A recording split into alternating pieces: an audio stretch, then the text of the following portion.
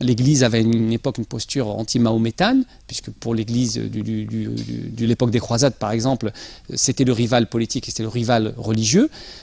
Dans l'inconscient français, dans la tradition française de rapport à l'altérité musulmane, il y a eu cette construction-là, c'est que le Sarrasin était l'ennemi. Et du jour au lendemain, on pense que tout cet acquis, cet habitus quasiment, cette représentation accumulée durant des siècles, eh bien, on pourrait en faire fi avec un simple précepte juridique en disant l'égalité pour tous, le droit à l'expression religieuse, point. Mais le sentiment du franchouillard de base, du gaulois de base, du français enraciné depuis bien plus longtemps,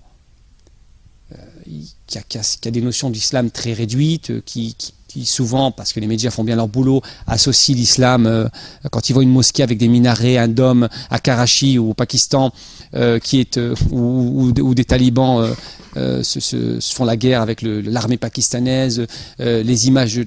Pour lui, finalement, ça représente le monde de l'islam.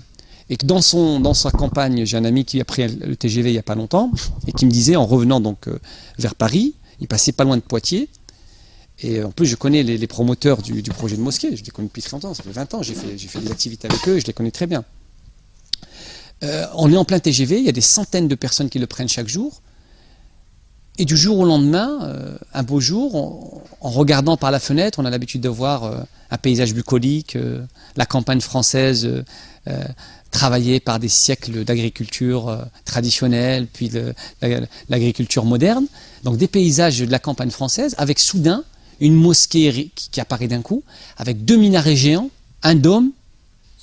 Mais le français moyen, le discours purement juridique sur l'égalité, à ce moment-là, ne parle pas au sentiment qu'il a.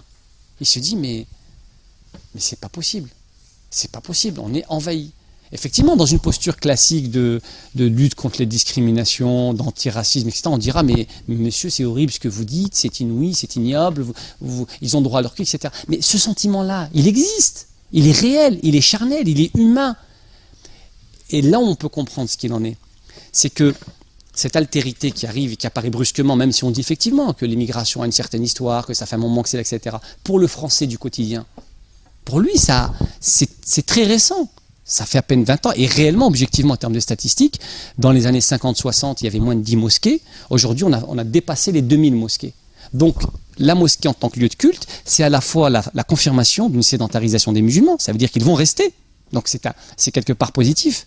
Mais c'est aussi pris dans le sens du français autochtone qui n'avait pas l'habitude de voir ces lieux de culte, comme le sentiment qui lui est confirmé par le réel, quand il va dans certains quartiers populaires, etc., qu'il y a une présence inattendue, soudain importante, de populations qui, a priori, à la fois dans l'inconscient général comme dans l'histoire, n'ont pas de lien direct avec le territoire français. Et donc ça crée ce sentiment. Et on ne peut pas jouer avec les sentiments. On ne peut pas être que dans la pure politique ou dans le pur juridisme. Parce que les sentiments, quand le cadre juridique éclate, quand il n'y a plus de principes, de règles, quand il n'y a plus d'égalité, quand il n'y a plus d'état de droit pour pouvoir appliquer ces principes, les gens reviennent à ce qu'ils ressentent, à ce qu'ils ont dans les tripes. Donc si, au quotidien, mon corréligionnaire gaulois de souche, français en tout cas présent avant moi ici, a ce ressenti par rapport à cette visibilité, et que personne ne lui a expliqué, et que ceux qui sont promoteurs de cette visibilité n'ont pas encore théorisé leur enracinement, parce que toute la question est là. C'est que si les promoteurs de cet islam, qui est en train de se construire en France, fonctionnaient avec un logiciel réellement français, j'ai mis d'ailleurs dans l'article 2 images, dans mon article sur votre site, l'image d'une église chinoise, qui a plusieurs siècles, et l'image d'une mosquée chinoise, qui est encore plus ancienne. Et mis à part un léger symbole qui distingue la croix du mini-dôme qu'il y a sur le toit, l'ensemble de l'architecture est une architecture de temple chinois classique. Parce que ce sont des Chinois enracinés, légitimes, qui ont toujours existé, qui ont toujours été là, contre lesquels on ne pourra jamais objecter une non-appartenance à la Chine, qui ont construit ces édifices. Le problème, c'est qu'aujourd'hui, l'élite la dirigeante de l'islam en France, c'est encore une population qui est issue effectivement du Maghreb et des pays donc étrangers, et qui fonctionne encore effectivement avec un mode de réflexion dans lequel ils ont été socialisés. C'est évident. Donc il est tout à fait normal qu'ils produisent des mosquées qui correspondent un peu à celles qu'ils ont vues dans leur enfance.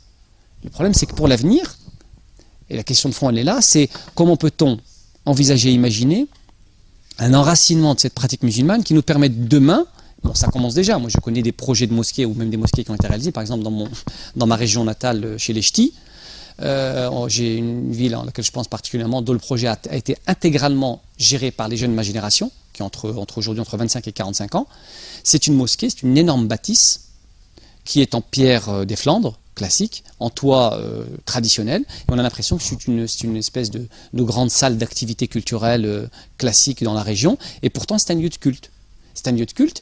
Et le lieu de culte, comme sa fonction l'indique, il est d'abord pour organiser le culte. Il n'a pas besoin d'expression extérieure, d'autant plus que le minaret, comme le dôme, est d'abord une architecture orientale, et que le minaret a d'abord une fonction utilitaire, c'est-à-dire la possibilité de repérer le lieu de loin et de prononcer l'appel à la prière. Or, non seulement tous les promoteurs de ces minarets disent tous non, il ne s'agit pas de faire l'appel à la prière à l'extérieur.